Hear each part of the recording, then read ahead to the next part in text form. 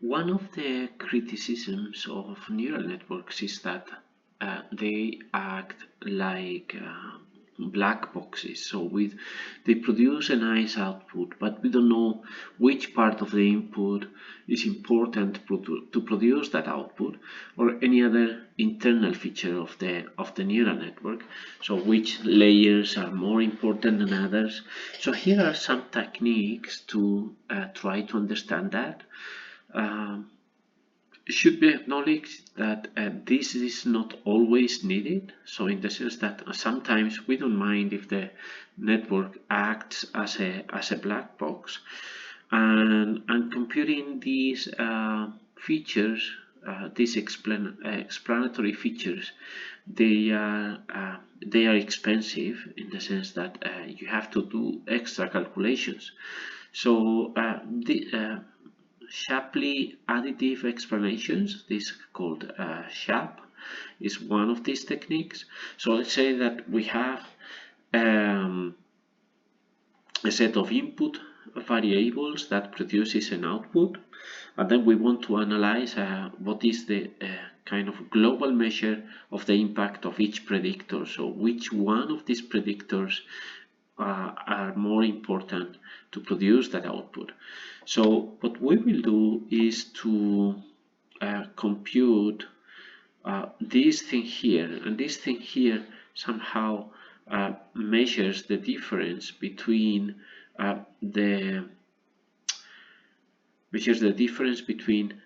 what is the accuracy or the output when the feature I is included and when feature I is not included. So let's say that we have n features, and we define as S any subset of the features that does not include the feature I. Then f of S is the model prediction using the features in S, so without I. And then this weighting here accounts for the different ways that the features can be ordered. So the thing is that, for instance, let's say how to construct this S. So let's say that if x1 and x3 are in S, so we have four features from x1 to x4, x1 and x3 are in S, and x2 and x4 are not in S. So if they are not in S, then this x2 and x4 for each specific input vector that we have, what we do is we randomly take x2 and x4 from the rest of entries in the database. So x1 and x3 will be kept as in the original data, but x2 and x4 they are taken randomly, so the network actually, or the model, cannot use x2 and x4 to predict anything because they are random. So this will give us the importance of the feature I, and somehow this is tried to be represented here. So let's say that we are computing the Shapley value of a given member, or so a given component of the vector. So we take subsets of that vector, and the rest is the Shapley, so or the rest of features that are randomly taken, and then we compute somehow the error or this delta between including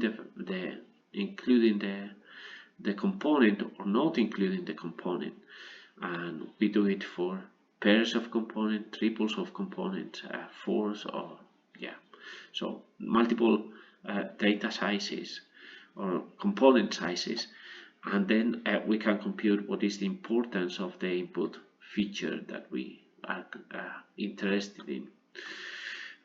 This line is another possibility to do that. So let's say that we have an original image, and we want to understand which part of this image is important to make uh, a given prediction. So the prediction using the full image of being a frog, for instance, is 0.54. And then what we will do is to partition this input image into interpretable components like this one, this kind of superpixels, and then we will create perturbed samples around the original image. So these are the perturbed instances. For each one of them, we will get predictions from the black box model that we are interested in.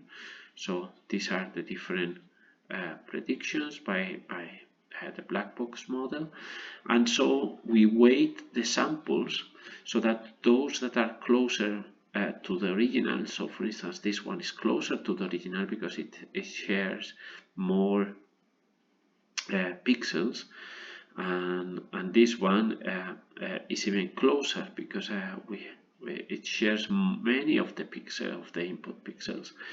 So and then so we weight the samples, these perturbed instances, according to how close they are, and then we train the interpretable model like a linear regression on the perturbed data and the corresponding prediction. So the prediction for this one is this one, for the prediction for this one is this one, so the probability of being a frog, and each one of the input data has a prediction, and then for each one of the pieces now we can compute a kind of what is the importance of that piece to contribute to the final prediction. And again, this is relatively expensive, but we can do it for a particular input if we are very interested in what is the which part of the input is used to predict the class, for instance. This one is a different one.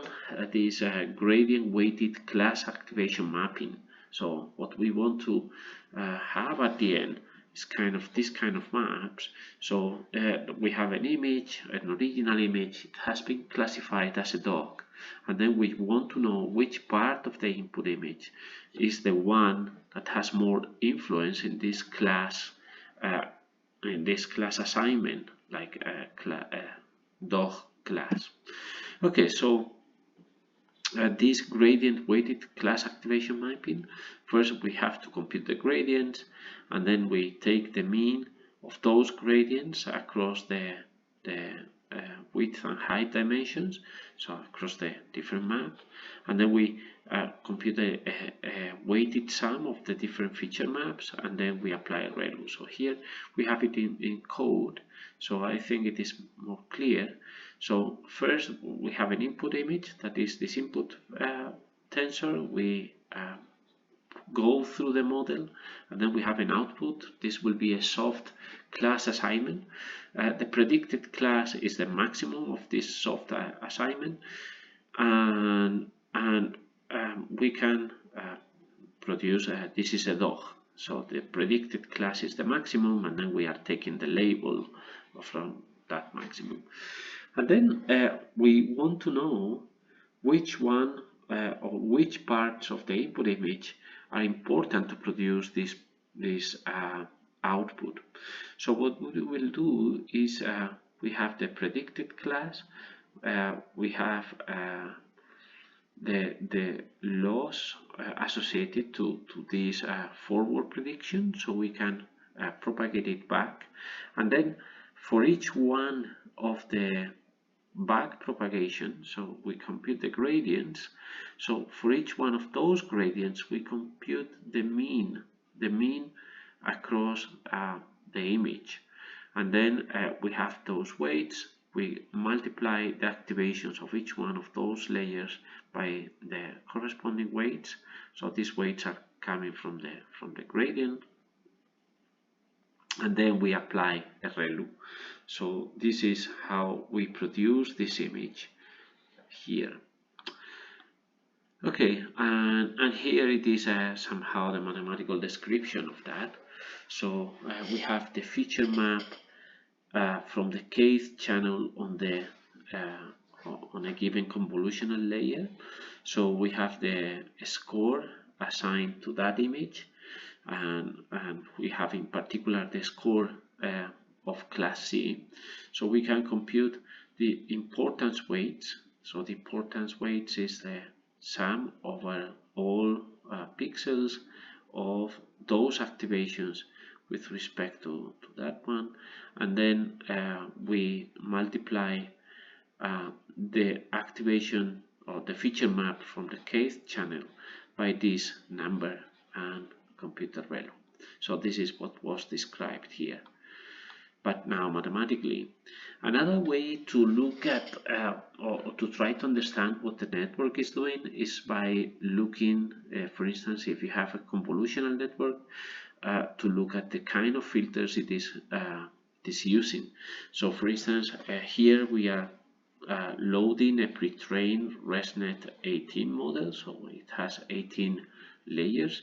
We take the first convolutional layer, we take the weights, and we keep them, and then we can show those weights. So those weights are filters that will be used to convert the input image, so that we can see what kind of filters, what kind of features the network is using at any one of the input layers. So these are the ones for the first layer, but we can see them at any layer. This deep lift is another approach. So what we will try, deep lift is deep learning important features. So we will try to see what is the activation of each neuron to a given input and to a given reference input.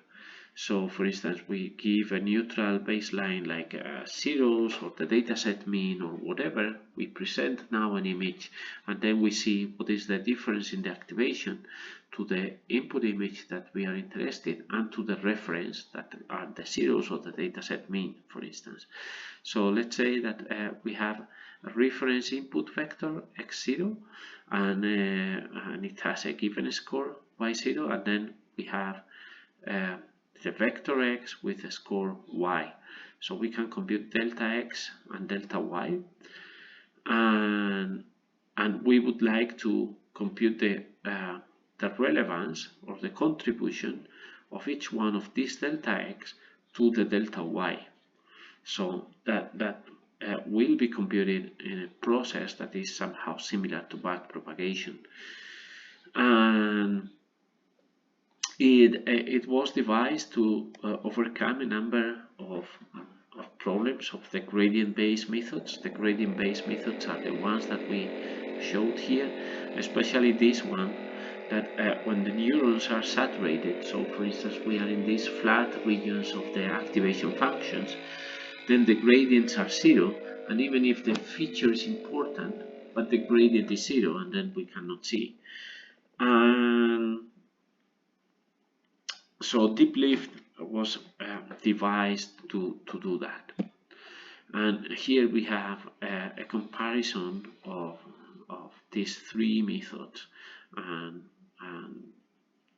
we have already seen their main features, and here to highlight the deep lift is one of the fastest methods. SHAP is rather slow because it requires many evaluations. LIME is somehow faster because it is halfway between having many approximations or just doing kind of backpropagation.